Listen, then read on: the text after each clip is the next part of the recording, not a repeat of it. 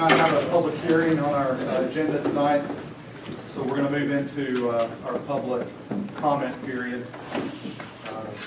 Our general protocol for our public comment is we ask that you address the board for what you would like to, and we try to ask you to keep it within 5 minutes. Looks like we have 9 people, so that's almost an hour if we somewhat stick to our that 5-minute rule. If somebody has already spoken over to something that you would like to address and you feel like they did a good job, you can just stand and say, I agree with them, and we'll take that and mark it down in our records. So with that being said, the first gentleman, looks like Mr. Lee. It'll be Miss Lee Berger. Miss Lee Berger, retired school personnel. Welcome, Lee. You're not the first person to make that effort, that error. When I was 18, they tried to induct me into the military. At that point, they weren't taking girls. That's a pretty good story. Long time ago. Thank you, Commissioner, staff, those of you in the audience, appreciate it. My name is Lee Berger, and I am a retired high school educator in the Macon County school system, as well as president of the local unit of the NC Retired School Personnel. We had hoped that Patty McClure, one of our retired educators, could have had the honor of presenting this resolution to you, but she is currently recovering from a fall. Coincidentally, today, the North Carolina Association of Educators, as well as the North Carolina Retired School Personnel, were speaking this morning on WRAL, the local Raleigh TV station, about the current budget impasse in the North Carolina legislature. And you see that I do have concerned educators in the audience. Thank you. After I read the resolution, I will be distributing copies to you all as well as media and anyone else. But as a teacher, I wish that you listen first before you read. And for the audience as well as for you, I'll briefly describe the graphs which will be in the resolution, but obviously the audience won't get a chance to see them, but you will. Resolution for the support of a request of the NC General Assembly for a 2% cost of living adjustment for North Carolina retired teachers to be included in the fiscal year 2019-2020 NC state budget. Whereas, North Carolina teachers entered the profession, worked for the state and North Carolina students in most cases for 30 years or more, while they contributed significant portions of their own salary into the North Carolina Teacher Retirement Fund with the expectation that the monies would not only be paid out in installments during retirement, but that the installments would be maintained in terms of purchasing power with regular cost of living adjustments as they have been for decades. And whereas inflation has risen 18% since 2009, this is from the U.S. Bureau of Labor Statistics, but North Carolina teachers have only received 1% cost of living adjustments and 2 one-time non-recurring bonuses of a total of 2.6, resulting in the North Carolina retired teacher being more than 15% behind relative to inflation. And whereas, since 2007, the state of North Carolina has not maintained that covenant with its retired teachers, with the resulting impact of retired teachers falling further and further behind with their purchasing power of their retirement checks.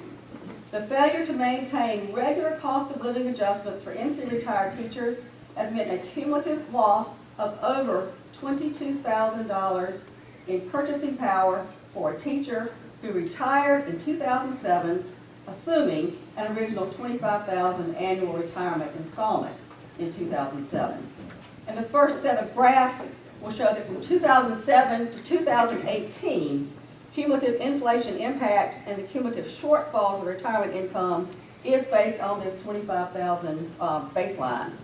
To repeat, based on these numbers, cumulative shortfall to retirees' income is $22,899.36 since 2017.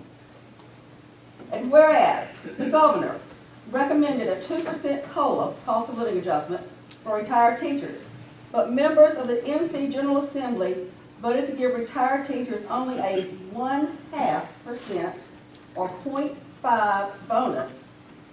That will be an average of $105 to $150 one-time payment for retirees before taxes.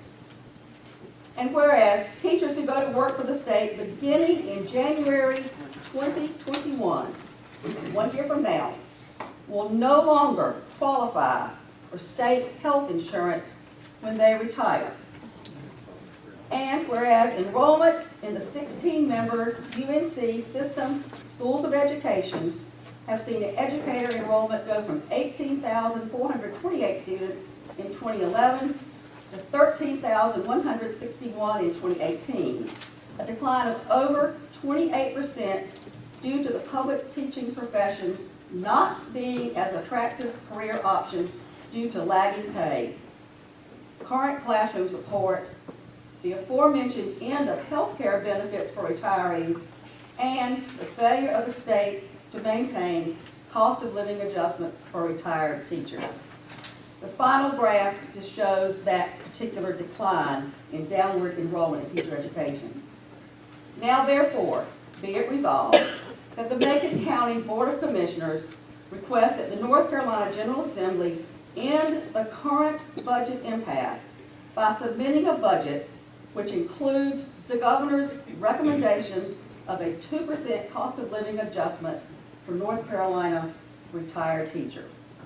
Approved and adopted this day as you choose to sign it if you wish. We only ask, we're asking not for money, we're asking that you step forward and support your retirees and ensure that there are retirees in the future in Macon County. Nancy Scott will be passing out a copy of the resolution. Thank you. Thank you, Member.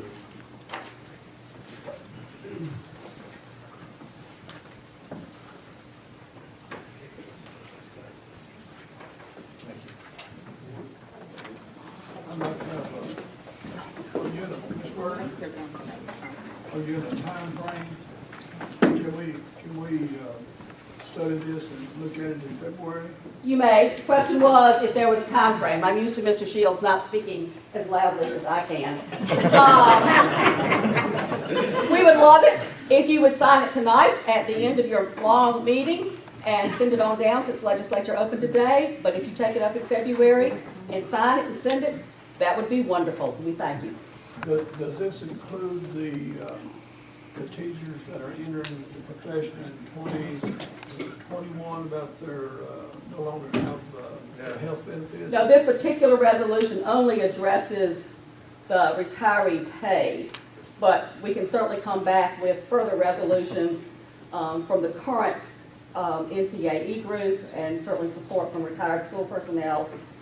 We'll be more than happy to create a resolution that asks that those issues be taken care of down in the legislature as well. What might be even worse than what you talked about, Ms. Barger, is the state treasurer who's over the state health plan.